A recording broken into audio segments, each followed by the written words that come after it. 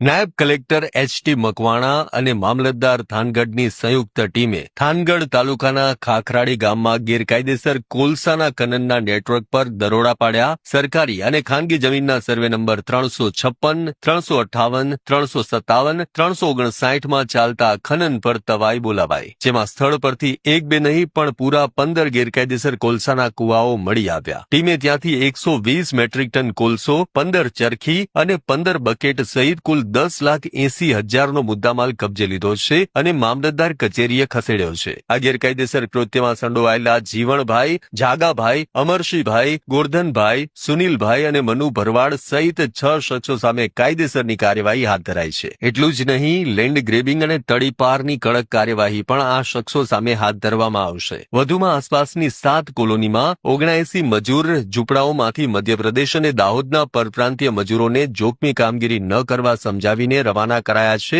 અને આ દરોડાથી એ વાતનો સ્પષ્ટ સંદેશ અપાયો છે કે ધ ગુજરાત મિનરલ રૂલ્સ 2017નું ઉલ્લંઘન કરનારા કોઈ પણ વ્યક્તિને હવે બક્ષવામાં નહીં આવે.